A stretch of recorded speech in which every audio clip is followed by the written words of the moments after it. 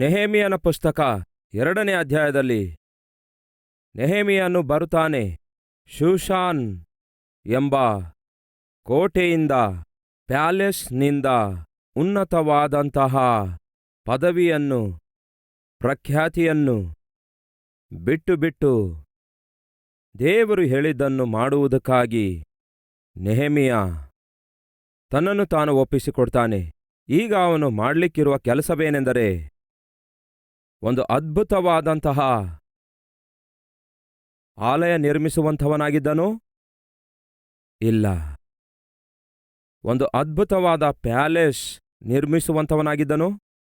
ಇಲ್ಲ. ಒಂದು ರಾಜ್ಯಕ್ಕೆ ಏನಾದರೂ ಒಬ್ಬ ರಾಜನಾಗಿ ಹೋಗಿ ಪರಿಪಾಲಿಸುವಂಥವನಾಗಿದ್ದಾನೋ? ಇಲ್ಲ. ಯಾವ ಕೆಲಸ ಮಾಡುವುದಕ್ಕಾಗಿ ಅವನು ಯೆರೂಸಲೇಮ್ ಪಟ್ಟಣಕ್ಕೆ ಬಂದನೆಂದು ಯಾರಿಗಾದರೂ ನೆನಪಿದೆಯಾ?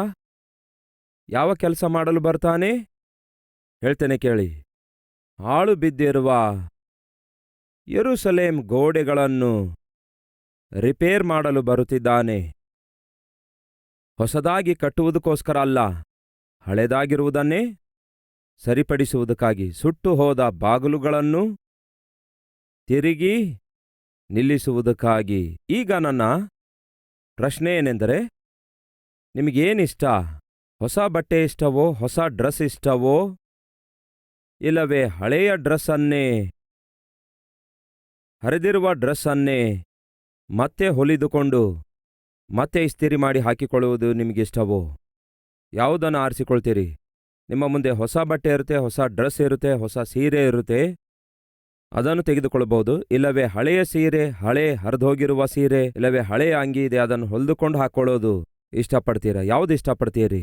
ನಿಮ್ಮ ಮುಂದೆ ಹೊಸ ಮನೆ ಇರುತ್ತೆ, ಹಾಳು ಬಿದ್ದಿರುವಂತಹ ಒಂದು ಹಳೆ ಮನೆ ಇರುತ್ತೆ. ಎರಡರಲ್ಲಿ ಒಂದು ತೆಗೆದುಕೋ ಅಂದರೆ ಯಾವುದು ತೆಗೆದುಕೊಳ್ತೀರಿ ನೀವು? ಹೊಸ ಮನೆ ತೆಗೆದುಕೊಳ್ತೀರೋ, ಇಲ್ಲವೇ ಹಾಳಾಗಿ ಬಿದ್ದಿರುವ ಹಳೆ ಮನೆ ತೆಗೆದುಕೊಳ್ತೀರೋ? ಒಂದು ಸಾರಿ ಹೇಳ್ರಿ. ಒಮ್ಮೆ ಒಬ್ಬ ತಾಯಿ ತನ್ನ ಮಗನನ್ನು ಸಂಗೀತ ವಿದ್ವಾಂಸನ ಬಳಿಗೆ ಕರ್ತಾರ್ತಾಳೆ. ಚೆನ್ನಾಗಿ ವೀಣಾ ನುಡಿಸುವಂತಹ, ವೀಣಾ ಯಾವ ರೀತಿ ನುಡಿಸಬೇಕು ಎಂದು ಕಲಿಸುವಂತಹ ಒಬ್ಬ ಸಂಗೀತ ಪಂಡಿತನ ಬಳಿಗೆ ತನ್ನ ಮಗನನ್ನು ಕರ್ತಾರ್ತಾಳೆ. ಕರತಂದು ಹೇಳ್ತಾಳೆ, ಅಯ್ಯ, ನನ್ನ ಮಗನಿಗೆ ಚೆನ್ನಾಗಿ ವೀಣಾ ನುಡಿಸುವುದನ್ನು ಕಲಿಸುವಿರಾ ಎಂದು ಕೇಳಿದ್ರೆ, ಖಂಡಿತವಾಗಿಯೂ ಕಲಿಸ್ತೇನೆ, ನಾನಿರೋದೇ ಕಲಿಸಿದಕ್ಕಾಗಿ. ತಿಂಗಳಿಗೆ 3,000 ರೂಪಾಯಿ ಫೀಸ್ ಇದೆ.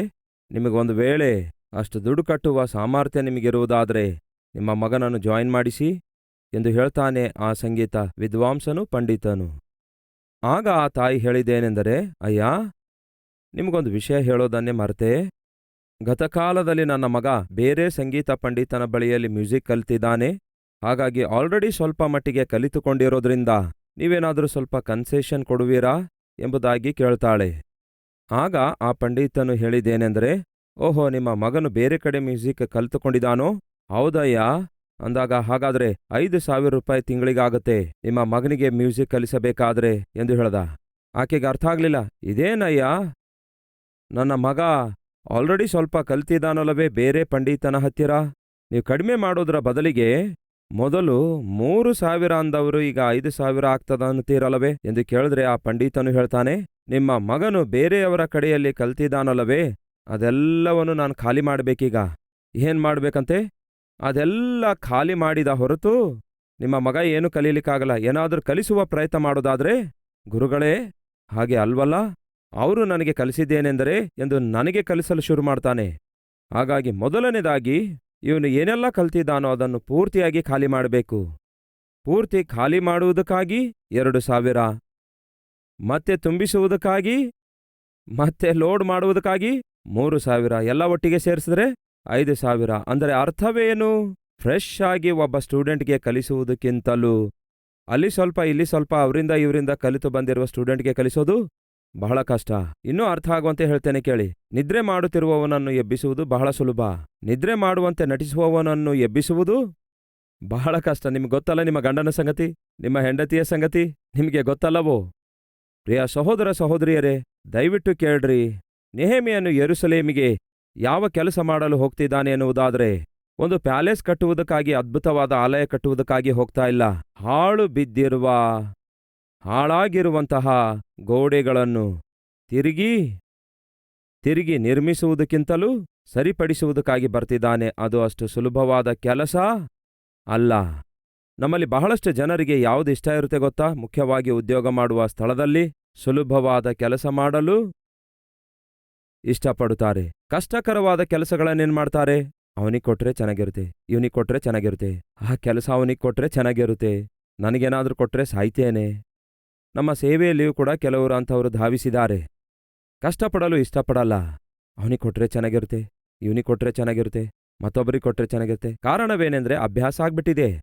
ಯಾವುದನ್ನು ಅಭ್ಯಾಸ ಮಾಡಿಕೊಂಡಿದ್ದಾರೆ? ಸುಖ ಪಡುವುದನ್ನು ಅಭ್ಯಾಸ ಮಾಡಿಕೊಂಡಿದ್ದಾರೆ. ಸೌಖ್ಯವಾಗಿ ಜೀವಿಸುವುದನ್ನು ಅಭ್ಯಾಸ ಮಾಡಿಕೊಂಡಿದ್ದಾರೆ. ಸಾಯಂಕಾಲ 6-7 ಆದರೆ ಸಾಕು ಮನೆಗೆ ಓಡಿ ಹೋಗುವುದನ್ನು ಅಭ್ಯಾಸ ಮಾಡಿಕೊಂಡಿದ್ದಾರೆ. ಹಾಗಾಗಿ ಕಷ್ಟಪಟ್ಟು ಕೆಲಸ ಮಾಡುವುದಕ್ಕಾಗಿ ಅಷ್ಟು ಇಂಟ್ರೆಸ್ಟ್ ತೋರಿಸ್ತಾ ಇಲ್ಲ. ಈ ದಿನ ನಮ್ಮ ಮಧ್ಯೆ ಯಾರಾದರೂ ಇದ್ದೀರಾ ಕಷ್ಟಪಡುವುದಕ್ಕಾಗಿ ಇಷ್ಟ ಇಲ್ಲದಂಥವರು? ಹಾಗಾದರೆ ಕೇಳ್ರಿ, ನೀವು ಉನ್ನತಕ್ಕೆ ಬರಲ್ಲ, ಪ್ರಯೋಜಕರು ಕೂಡ ಆಗಲ್ಲ ಎಂಬ ಈ ವಾಸ್ತವವನ್ನು ದಯವಿಟ್ಟು ಅರ್ಥ ಮಾಡಿಕೊಳ್ಳಿರಿ. ನಿಮಗೆ ಜ್ಞಾಪಕ ಇದೆಯಾ? ಕಾಲೇಬನು ಒಂದು ಸಾರಿ ಯೆಹೋಶುವನ ಬಳಿಗೆ ಬಂದು ಏನು ಹೇಳ್ತಾನೆ ಗೊತ್ತಾ? ನನಗೆ ಆಗೋ ಬಂಡೆಗಳುಳ್ಳ, ಕಲ್ಲುಗಳಿರುವ, ಬೆಟ್ಟಗಳಿರುವ, ಆ ಪರ್ವತಗಳು ಇರುವಂತಹ ಸ್ಥಳವನ್ನು ನನಗೆ ಕೊಡು. ಅದು ಕಲ್ಲು ಮುಳ್ಳುಗಳಿರುವ ಸ್ಥಳವಲ್ಲವೋ? ಅದನ್ನು ನೀನು ಸರಿಪಡಿಸಿ ಸಮ ಮಾಡಬೇಕಂದ್ರೆ ಕಷ್ಟ ಅಲ್ಲವೋ? ಅಲ್ಲಿ ನಿವಾಸಿಸಬೇಕೆಂದ್ರೆ ಕಷ್ಟ ಅಲ್ಲವೋ? ಅದನ್ನೇ ಯಾಕೆ ಕೋರಿಕೊಳ್ತಾ ಇದ್ದಿ? ಸಮಾನವಾಗಿರುವ ಭೂಮಿ ಪ್ರತಿಯೊಬ್ಬರು ಕೋರಿಕೊಳ್ತಾರೆ. ಆದರೆ ಕಷ್ಟಕರವಾಗಿರುವುದನ್ನು, ಕೇವಲ ಕಠಿಣವಾಗಿರುವುದನ್ನು ಕೇವಲ ಕಷ್ಟಪಡುವಂಥವರೇ ಕೋರಿಕೊಳ್ತಾರೆ. ಕೇಳ್ತಿದ್ದೀರಾ ಸಹೋದರ ಸಹೋದರಿಯರೇ? ಯಾವತ್ತೇ ಆಗಲಿ ನೆನ್ಪಿಟ್ಕೊಳ್ಳಿ, ನೀವು ಉದ್ಯೋಗ ಮಾಡುವ ನಿಮ್ಮ ಸ್ಥಳದಲ್ಲಿ ಮೇಲಧಿಕಾರಿಗೆ ಎಂಥವರು ಬೇಕೆಂದು ಬಯಸುತ್ತಾರೆ ಗೊತ್ತಾ? ಕಷ್ಟಕರವಾದ ಕೆಲಸ ಮಾಡುವುದಕ್ಕಾಗಿ ಕಷ್ಟಪಡುವಂಥವರನ್ನೇ ಬಯಸುತ್ತಾರೆ. ಸುಖಪಡುವವರನ್ನು ಯಾರೊಬ್ಬರೂ ಕೋರಿಕೊಳ್ಳೋದಿಲ್ಲ. ಫ್ಯಾನ್ ಕೆಳಗಡೆ ಕೂತ್ಕೊಳ್ಳಲು ಇಷ್ಟಪಡುವವರು, ಎಸಿ ಕೆಳಗಡೆ ಕೂತ್ಕೊಳ್ಳಲು ಇಷ್ಟಪಡುವವರು ಅವರಲ್ಲ ಪ್ರಿಯರೇ ವಾಸ್ತವವಾಗಿ ಕಷ್ಟಪಟ್ಟು ಕೆಲಸ ಮಾಡುವಂಥವರು, ಕಷ್ಟಕರವಾದ ಕೆಲಸ ಮಾಡುವಂಥವರು. ಹೇಳ್ತಾ ಇದ್ದೀರಾ? ನಿಮ್ಮ ವೈಯಕ್ತಿಕ ಜೀವಿತದಲ್ಲಿ ದೇವರು ನಿಮ್ಮಿಂದ ಏನನ್ನು ಕೋರಿಕೊಳ್ತಿದ್ದಾರೆ ಗೊತ್ತಾ? ಕಷ್ಟಪಟ್ಟು ಕೆಲಸ ಮಾಡುವಂತಹ ಮನಸ್ಸನ್ನು ಕೋರಿಕೊಳ್ತಿದ್ದಾರೆ. ಕಾಲೇಬನು ಏನನ್ನು ಕೋರಿಕೊಳ್ತಾನೆ ಗೊತ್ತಾ? ಕಷ್ಟಕರವಾದ ಕೆಲಸ ನನಗೆ ಕೊಡು. ಸಣ್ಣಪುಟ್ಟ ಕೆಲಸ ಯಾರು ಬೇಕಾದರೂ ಕೋರಿಕೊಳ್ತಾರೆ. ಎಲ್ಲರೂ ಮಾಡಬಹುದಾದ ಕೆಲಸ ಎಲ್ಲರೂ ಮಾಡ್ತಾರೆ. ಆದರೆ ಕಷ್ಟಕರವಾದ ಕೆಲಸ ಕಷ್ಟಪಡುವ ಸ್ವಭಾವವುಳ್ಳವನೇ ಮಾಡುತ್ತಾನೆ. ಆ ರೀತಿ ಕಷ್ಟಪಟ್ಟು ಕೆಲಸ ಮಾಡುವ ಸ್ವಭಾವಕ್ಕೆ ನಾನು ರೂಢಿಯಾಗ್ಬಿಟ್ಟಿದ್ದೇನೆ. ಕಷ್ಟಕರವಾದ ಕೆಲಸ, ಚಾಲೆಂಜಿಂಗ್ ಕೆಲಸ, ಸವಾಲಿನಿಂದ ಕೂಡಿದ ಕೆಲಸ, ಟೆನ್ಷನ್ಸ್ನಿಂದ ಕೂಡಿದ ಕೆಲಸ, ಒತ್ತಡದಿಂದ ಕೂಡಿದ ಕೆಲಸ, ಯಾರೂ ಮಾಡಲಾರದ ಕೆಲಸ, ಆ ಕೆಲಸ ನನಗೆ ಕೊಡು, ನಾನದನ್ನು ಮಾಡ್ತೇನೆ ಅನ್ನುತ್ತಾನೆ. ಅದಕ್ಕಾಗಿ ತಾನೇ ಕಾಲೇಬನು ಹೇಬ್ರೋನ್ ಎಂಬ ಪಟ್ಟಣವನ್ನು ಸ್ವಾಧೀನ ಮಾಡಿಕೊಳ್ತಾನೆ. ಯಾವ ಪಟ್ಟಣ? ಹೇಬ್ರೋನ್ ಪಟ್ಟಣ. ನಿಮಗೆ ಗೊತ್ತಿದೆಯಲ್ಲವೇ? 12 ಗೋತ್ರದವರು ವಾಗ್ದಾನ ಭೂಮಿಗೆ ಪ್ರವೇಶಿಸಿದ ನಂತರ 12 ಗೋತ್ರದವರೆಲ್ಲ ತಮ್ಮ ಗೋತ್ರಕ್ಕನುಸಾರವಾಗಿ ಸ್ಥಳ ಹಂಚಿಕೊಳ್ತಾರೆ. ಹೆಬ್ರೋನಿನ ತಂಟೆಗೆ ಯಾರೂ ಹೋಗಲಿಲ್ಲ. ಯಾಕೆಂದರೆ ಬಹಳ ಕಷ್ಟಕರವಾದದ್ದು. ಅಬ್ಬೋ, ಅದು ಎತ್ತರವಾದ ಪರ್ವತಗಳಿಂದ ಕೂಡಿದಾಗಿತ್ತು, ಬೆಟ್ಟಗಳಿಂದ ಕೂಡಿದಾಗಿತ್ತು, ಕಲ್ಲು ಮುಳ್ಳುಗಳಿಂದ ಕೂಡಿದಾಗಿತ್ತು. ಅದನ್ನು ಯಾರು ಸಮ ಮಾಡುತ್ತಾರೆ? ಅಲ್ಲಿಗೆ ಹೋಗಿ ಯಾರು ಇರುತ್ತಾರೆ ಎಂಬುದಾಗಿ ಯೋಚಿಸಿ ಎಲ್ಲರೂ ಬಿಟ್ಟು ಬಿಟ್ಟರೆ ಕಾಲೇಬನು ಅದನ್ನೇ ಕೋರಿಕೊಳ್ತಾನೆ. ಅದೇನಾಗುತ್ತೆ ಗೊತ್ತಾ? ಕೊನೆಗೆ ಹೇಳ್ತೇನೆ ಕೇಳಿ, ಕ್ಯಾಪಿಟಲ್ ಸಿಟಿ ಆಗುತ್ತೆ. ಏನಾಯ್ತು? Capital city. ದೇವರು ಮೊದಲನೇದಾಗಿ ದಾವೀದನಿಗೆ ಎಲ್ಲಿಗೆ ಹೋಗನ್ನುತ್ತಾರೆ? ಹೇಳ್ತೇನೆ ಕೇಳಿ, ಯೆಹೂದಕ್ಕೆ, ಯೆಹೂದ ಪ್ರಾಂತ್ಯಕ್ಕೆ ಹೋಗನ್ನುತ್ತಾರೆ. ಆಯ್ತು ಸರಿ ದೇವ್ರೆ, ಯೆಹೂದ ಪ್ರಾಂತ್ಯಕ್ಕೆ ಹೋಗ್ತೇನೆ. ಆ ನಂತರ ಮತ್ತೆಲ್ಲಿಗೆ ಹೋಗ್ಬೇಕು? ಏನ್ ಹೇಳ್ತಾರೆ ದೇವರು? ಹೇಬ್ರೋನ್ ಪಟ್ಟಣಕ್ಕೆ ಹೋಗನ್ನುತ್ತಾರೆ. ಯಾಕೆಂದರೆ ಅದು ಕಾಲೇಬನು ಆರಿಸಿಕೊಂಡಂತಹ ಪಟ್ಟಣ. ಕಷ್ಟಕರವಾದ ಪಟ್ಟಣವೇ ಆಗಿತ್ತು. ಆದರೆ ದೇವರು ಆರಿಸಿಕೊಂಡಿರೋದು ಕಷ್ಟಕರವಾದ ಪಟ್ಟಣವನ್ನೇ. ದಾವೀದನಿಗೆ ಕೊಟ್ಟಿರೋದು ಕಷ್ಟಕರವಾದ ಪಟ್ಟಣ. ಕೊನೆಗೆ ಅದು ಏನಾಗ್ತದೆ? ಕ್ಯಾಪಿಟಲ್ ಆಗುತ್ತೆ. ಎದಕ್ಕಾಗಿ? ಯೆಹೂದ ರಾಜ್ಯಕ್ಕೆ ಮುಖ್ಯ ಪಟ್ಟಣ ಯಾವುದಾಗಿತ್ತು ಗೊತ್ತಾ? ಹೇಬ್ರೋನ್.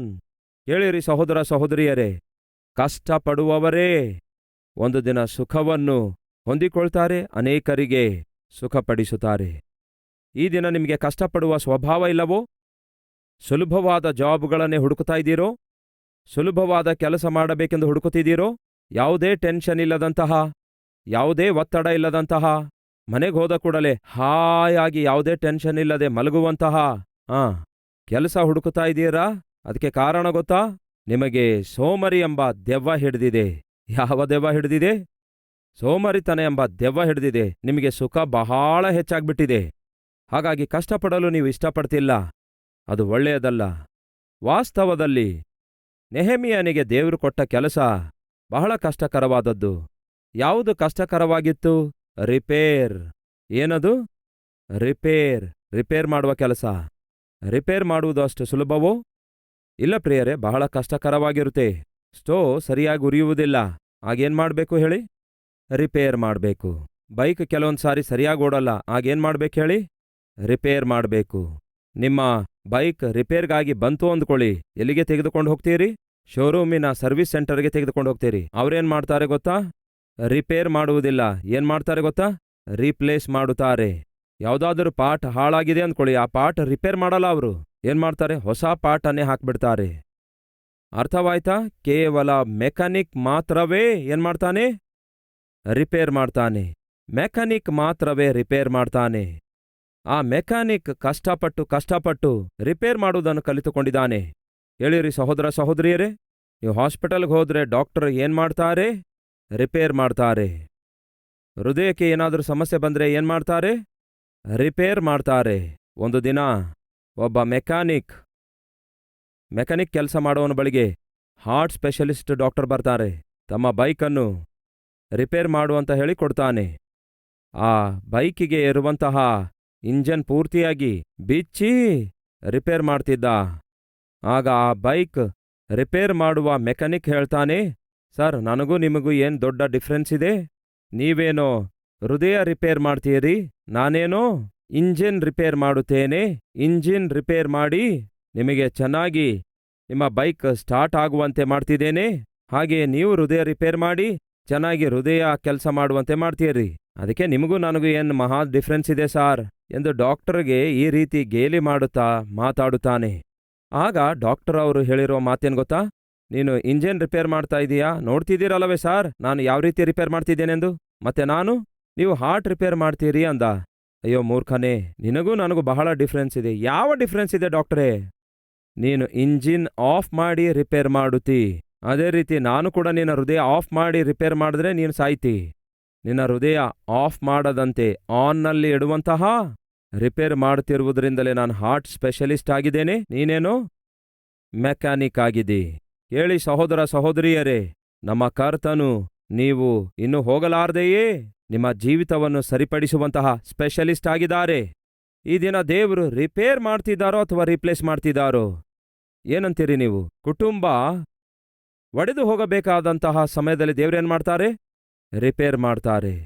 ಹೇಳಿರಿ ಸಹೋದರ ಸಹೋದರಿಯರೇ, ನಮ್ಮ ಜೀವಿತದಲ್ಲಿ ಇರುವಂತಹ ಅನೇಕ ಸಮಸ್ಯೆಗಳನ್ನು ದೇವರು ತನ್ನ ಕೈಯಲ್ಲಿ ತೆಗೆದುಕೊಂಡು ರಿಪೇರ್ ಮಾಡಿ ನಿಮಗೂ ನನಗೂ ಪ್ರಯೋಜಕರವಾದ ಪಾತ್ರೆಯನ್ನಾಗಿ ನಿಮಗೂ ನನಗೂ ಮಾಡ್ತಿದ್ದಾರೆ. ದಯವಿಟ್ಟು ಕೇಳ್ರಿ. ಯಾರಿಗೇ ಆಗಲಿ ಯಾವುದಿಷ್ಟ ಗೊತ್ತಾ? ಹೊಸದನ್ನೇ ತೆಗೆದುಕೊಳ್ಳಲು ಬಯಸ್ತಾರೆ ಹೊರತು ಹಳೆದನ್ನು ತೆಗೆದುಕೊಂಡು ರಿಪೇರ್ ಮಾಡಲು ಇಷ್ಟಪಡಲ್ಲ. ಆದರೆ ನೀವು ನಾನು ಹಾಳಾದವರಾಗಿದ್ದೆವು, ಪತನವಾದವರಾಗಿದ್ದೆವು, ಪಾಪಿಷ್ಠರಾಗಿದ್ದೆವು. ಆ ರೀತಿಯಾಗಿದ್ದಂತಹ ನಮ್ಮನ್ನು ದೇವರು ತನ್ನ ಕೈಯಲ್ಲಿ ತೆಗೆದುಕೊಂಡು ಪ್ರತಿಯೊಬ್ಬರನ್ನು ಉಪಯುಕ್ತ ಪಾತ್ರೆಯನ್ನಾಗಿ ಮಾರ್ಪಡಿಸ್ತಿದ್ದಾರೆ. ಅದೇ ಆತನ ವಿಶೇಷತೆಯಾಗಿದೆ. ಅದೇ ಕೆಲಸ ಆ ನೆಹೆಮೀಯನಿಗೆ ದೇವರು ಯೆರೂಸಲೇಮ್ ಪಟ್ಟಣ ಸರಿಪಡಿಸೆಂದು ಕೊಡ್ತಿದ್ದಾರೆ. ನೆಹೆಮೀಯ, ನಿನಗೆ ಕೊಡ್ತಿರುವ ಕೆಲಸ ಅಷ್ಟು ಸುಲಭವಾದ ಕೆಲಸ ಅಲ್ಲ ನೆಹೆಮೀಯ. ರಿಪೇರ್ ಮಾಡುವ ಕೆಲಸ ಕೊಡ್ತಿದ್ದೇನೆ ನೆಹೆಮೀಯ. ಆದರೂ ಪರವಾಗಿಲ್ಲ ದೇವರೇ. ನೆಹೆಮೀಯ, ಅದು ಅಷ್ಟು ಈಸಿ ಅಲ್ಲ ನೆಹೆಮೀಯ. ಆದರೂ ಕೂಡ ನಾನು ಮಾಡ್ತೇನೆ ದೇವರೇ. ನೆಹೆಮೀಯ, ರಿಪೇರ್ ಮಾಡುವ ಪ್ರಕ್ರಿಯೆಯಲ್ಲಿ ಬಹಳಷ್ಟು ಜನ ಅಡ್ಡ ತಡೆಯುತ್ತಾರೆ, ಅವಮಾನಗೊಳಿಸುತ್ತಾರೆ, ನಿನ್ಮೇಲೆ ಗೇಲಿ ಮಾಡ್ತಾರೆ, ಅಪಹಾಸ ಮಾಡ್ತಾರೆ ಅಂದಾಗ ದೇವ್ರೇ, ನೀವು ನನಗೆ ಕೊಟ್ಟ ಕೆಲಸ ಮಾಡುವ ಪ್ರಕ್ರಿಯೆಯಲ್ಲಿ ಎಷ್ಟೇ ಒತ್ತಡಗಳು ಬಂದರೂ ಕೂಡ, ಎಷ್ಟೇ ಟೆನ್ಷನ್ಸ್ ಬಂದರೂ ಕೂಡ, ಎಷ್ಟೇ ಜನ ನನಗೆ ಎದುರಾಗಿ ನಿಂತರೂ ಕೂಡ ನೀವು ನನ್ನ ಸಂಗಡ ಇರ್ತೀರಲ್ಲ ದೇವರೇ. ಹಾಗಾಗಿ ಅವುಗಳನ್ನೆಲ್ಲ ಧೈರ್ಯದಿಂದ ಎದುರಿಸುತ್ತೇನೆ ಅನ್ನುತ್ತಾನೆ. ಕೇಳಿ ಪ್ರಿಯ ಸಹೋದರ ಸಹೋದರಿಯರೇ, ಮತ್ತೊಮ್ಮೆ ನಿಮಗೆ ಜ್ಞಾಪಕಗೊಳಿಸುತ್ತೇನೆ. ಯೇಸು ಕ್ರಿಸ್ತನನ್ನು ನಂಬಿದಂತಹ ಒಬ್ಬ ಆತ್ಮೀಕನ ಬಳಿಗೆ ಬಂದು ಒಬ್ಬ ಅನ್ಯನು ಹೇಳ್ತಾನೆ, ಯೇಸು ಕ್ರಿಸ್ತನನ್ನು ನಂಬಿದರೆ ಕಷ್ಟ ತೀರಿ ಹೋಗ್ತವೆ, ನಷ್ಟ ತೊಲಗುತ್ತವೆ, ಇಕ್ಕಟ್ಟು ಬಿಕ್ಕಟ್ಟು ಹೋಗ್ತವೆ, ವ್ಯಾಧಿ ಬಾಧೆಗಳು ತೊಲಗುತ್ತವೆ ಎಂದು ನಂಬಿ ನೀನು ಯೇಸು ಕ್ರಿಸ್ತನನ್ನು ನಂಬಿದೆ. ಆದರೆ ಯೇಸು ಕ್ರಿಸ್ತನನ್ನು ನಂಬಿದ ನಂತರವೂ ಕೂಡ ನಿನಗೆ ಕಷ್ಟಗಳು ಬಹಳ ಇವೆ, ಇಕ್ಕಟ್ಟು ಬಿಕ್ಕಟ್ಟುಗಳು ಬಹಳ ಇವೆ, ಆರ್ಥಿಕ ಸಮಸ್ಯೆಗಳು ಬಹಳಷ್ಟಿವೆ. ಹಾಗಾದರೆ ಯೇಸುವನ್ನು ನಂಬಿದ ನಂತರವೂ ಕೂಡ ಇಷ್ಟೊಂದು ಕಷ್ಟ ನಷ್ಟಗಳು, ಇಕ್ಕಟ್ಟು ಬಿಕ್ಕಟ್ಟುಗಳು, ಆರ್ಥಿಕ ಸಮಸ್ಯೆಗಳು ಇವೆಲ್ಲ ಹಾಗೆಯೇ ಇವೆ ಅಲ್ಲವೇ? ಆತನನ್ನು ನಂಬುವುದರಿಂದ ಏನು ಪ್ರಯೋಜನ ಎಂದು ಕೇಳಿದಕ್ಕೆ ಆಗ ಈ ಆತ್ಮಿಕನು ಹೇಳ್ತಾನೆ, ಯೇಸು ಕ್ರಿಸ್ತನನ್ನು ನಂಬಿದ ನಂತರ ಬಹಳ ಕಷ್ಟಗಳು, ಬಹಳ ನಷ್ಟಗಳು, ಆರ್ಥಿಕ ತೊಂದರೆಗಳು ಮುಂದುವರಿಯುತ್ತಾ ಇವೆ. ಆದರೆ ಒಂದು ಅದ್ಭುತವಾದ ಸತ್ಯ ತಿಳ್ಕೊಂಡಿದ್ದೇನೆ. ಅದೇನು ಅಂತ ಕೇಳಿದಾಗ, ಯೇಸುವನ್ನು ನಂಬುವುದಕ್ಕಿಂತ ಮುಂಚೆ ಕಷ್ಟಗಳು, ಇಕ್ಕಟ್ಟು ಬಿಕ್ಕಟ್ಟುಗಳು, ವ್ಯಾಧಿ ಬಾಧೆಗಳು, ಆರ್ಥಿಕ ಸಮಸ್ಯೆಗಳು ನಾನೊಬ್ಬನೇ ಹೋರಾಡಬೇಕಾಗ್ತಿತ್ತು.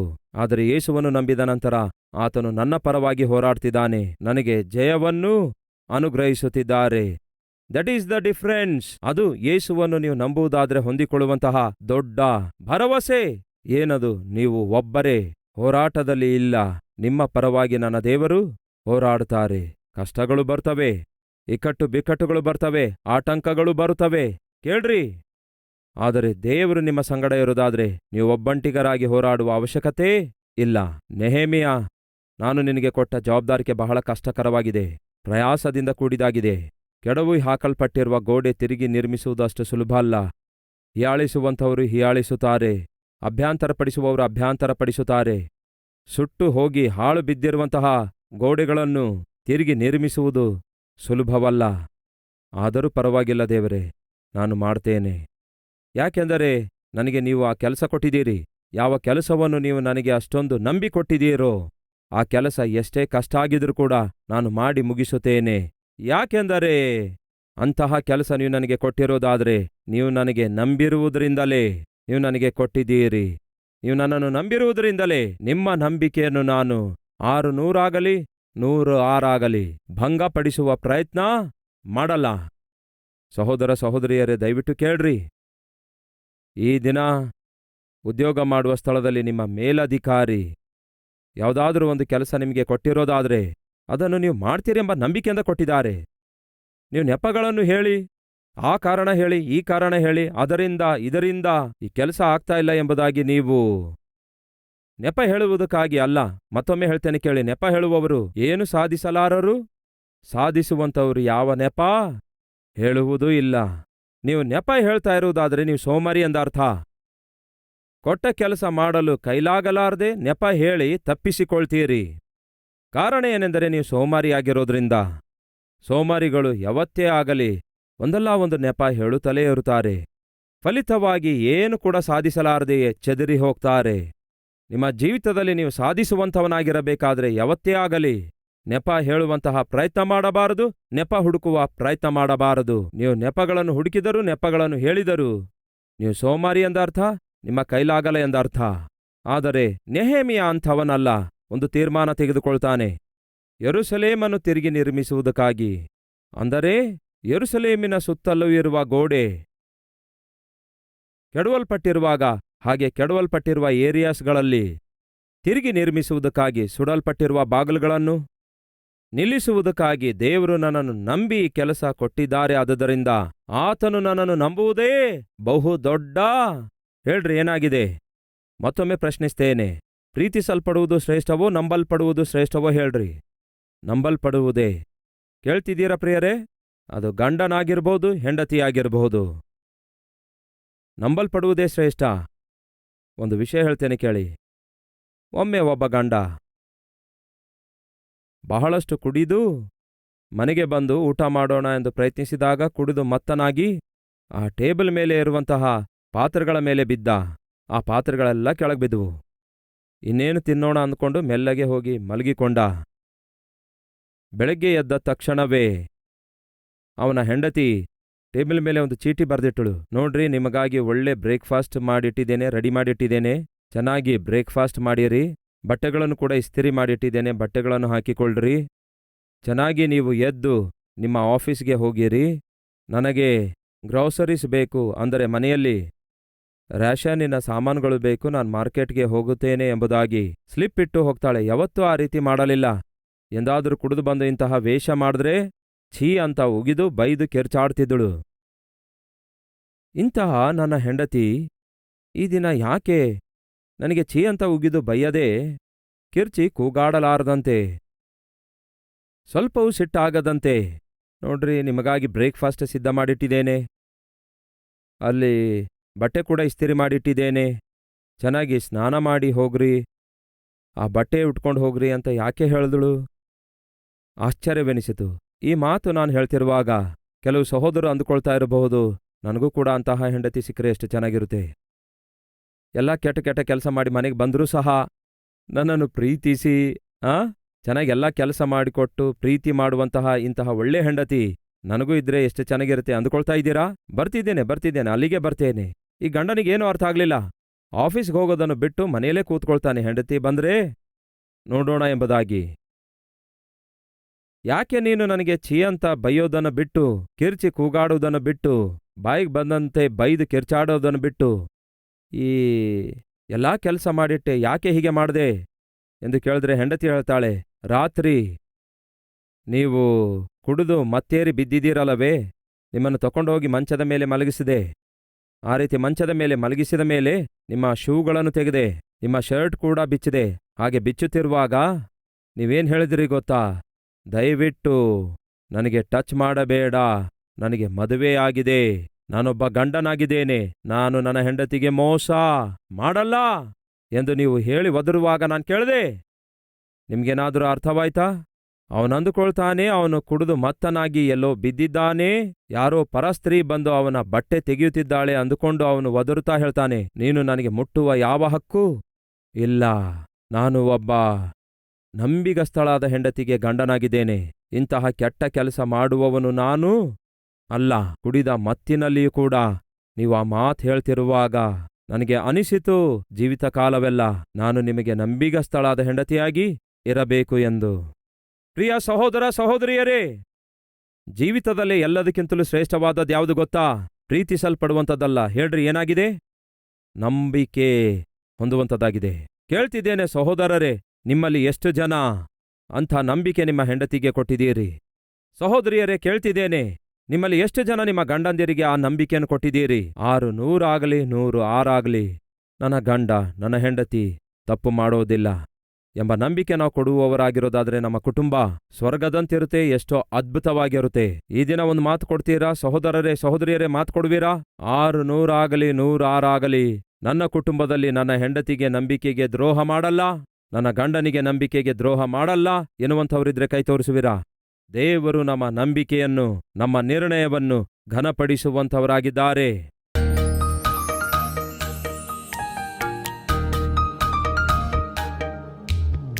ದೇವರೇ, 600 ಆಗಲಿ 106 ಆಗಲಿ ನನ್ನ ಗಂಡ ನನ್ನನ್ನು ನಂಬುವಂತೆ ಜೀವಿಸುತ್ತೇನೆ, ನನ್ನ ಹೆಂಡತಿ ನನ್ನನ್ನು ನಂಬುವಂತೆ ಜೀವಿಸುತ್ತೇನೆ. ಪವಿತ್ರವಾದ ವಿವಾಹ ಬಾಂಧವ್ಯಕ್ಕೆ ನಾನು ಕಟ್ಟುಪಾಡಾಗಿರುತ್ತೇನೆ. 600 ಆಗಲಿ 106 ಆಗಲಿ ನನ್ನ ಗಂಡನಿಗಾಗಲಿ ಹೆಂಡತಿಗಾಗಲಿ ಮೋಸ ಮಾಡುವುದಿಲ್ಲ. ಪ್ರೀತಿಸಲ್ಪಡುವುದಕ್ಕಿಂತ ನಂಬುವುದೇ ಬಹುಶ್ರೇಷ್ಠವಾಗಿದೆ ಅಲ್ಲ ದೇವರೇ? ದೇವರೇ, ಅಂತಹ ನಂಬಿಕೆಯ ಜೀವಿತ ದಯಪಾಲಿಸಿರಿ. ನೀವು ನಂಬುವಂತಹ ಜೀವಿತ ನಮಗೆ ದಯಪಾಲಿಸಿರಿ. ನಿಮ್ಮ ದೃಷ್ಟಿಯಲ್ಲಿ ನಂಬಿಕೆಯ ಜೀವಿತವನ್ನು ದಯಪಾಲಿಸಿರಿ. ನಂಬಿಗಸ್ತಿಕೆಯಿಂದ ಜೀವಿಸುವ ಜೀವಿತ ನಮಗೆ ದಯಪಾಲಿಸಿರಿ. ಕಷ್ಟಪಡುವವರಿಗೆ ಕಷ್ಟಕರವಾದ ಕೆಲಸ ಕೊಡ್ತೀರಿ. ಸುಖವನ್ನು ಅಳವಡಿಸಿಕೊಂಡಂಥವರು ಕಷ್ಟಕರವಾದ ಕೆಲಸ ಮಾಡುವುದಿಲ್ಲ. ದೇವರೇ, ನಮ್ಮನ್ನು ಕ್ಷಮಿಸಿರಿ. ಸುಖಕ್ಕೆ ರೂಢಿಯಾಗ್ಬಿಟ್ಟಿದ್ದೇವೆ, ಸೌಖ್ಯಕ್ಕೆ ರೂಢಿಯಾಗ್ಬಿಟ್ಟಿದ್ದೇವೆ. ದೇವರೇ, ಗತಕಾಲದಲ್ಲಿ ಕಷ್ಟಪಟ್ಟಿರುವಷ್ಟು ಈ ದಿನ ದೇವರೇ ಕಷ್ಟಪಟ್ಟು ಸೇವೆ ಮಾಡುವಂಥವರು ಸಭೆಗಳಲ್ಲಿ ಈ ದಿನ ದಿನೇ ದಿನೇ ಕಡಿಮೆ ಆಗ್ತಿದ್ದಾರೆ. ಕಷ್ಟಪಟ್ಟು ಸೇವೆ ಮಾಡುವಂಥವರನ್ನು ಎದ್ದೇಳಿಸಿರಿ ದೇವರೇ. ಕಷ್ಟಪಟ್ಟು ಸೇವೆ ಮಾಡುವ ಸೇವಕನನ್ನಾಗಿ ನನ್ನನ್ನು ಮತ್ತಷ್ಟು ಹೆಚ್ಚಾಗಿ ಬಲಪಡಿಸಿರಿ ದೇವರೇ. ದೇವರೇ, ನಮ್ಮ ಜೀವಿತವನ್ನು ನಿಮ್ಮ ಕೈಗೆ ಒಪ್ಪಿಸಿಕೊಡ್ತೇವೆ. ನಮ್ಮೆಲ್ಲರ ಪ್ರಾರ್ಥನೆಯನ್ನು ದೇವರೇ ಲಾಲಿಸಿ, ನಮ್ಮ ದೇಶಕ್ಕೆ, ದೇಶದ ರಾಜ್ಯಗಳಿಗೆ, ಕ್ರೈಸ್ತಿಯ ಸಭೆಗಳಿಗೆ, ಸೇವಕರುಗಳಿಗೆ ಕ್ಷೇಮವನ್ನು, ಭದ್ರತೆಯನ್ನು, ಉಜ್ಜೀವವನ್ನು ಅನುಗ್ರಹಿಸಿರಿ ಎಂದು ನಿಮಗೇ ಮಹಿಮೆ, ಘನತೆ, ಪ್ರಭಾವವನ್ನು ಸಲ್ಲಿಸುತ್ತಾ ಯೇಸುವಿನ ನಾಮದಲ್ಲಿ ಬೇಡಿ ಹೊಂದಿದ್ದೇವೆ ತಂದೆಯೇ, ಆಮೆನ್.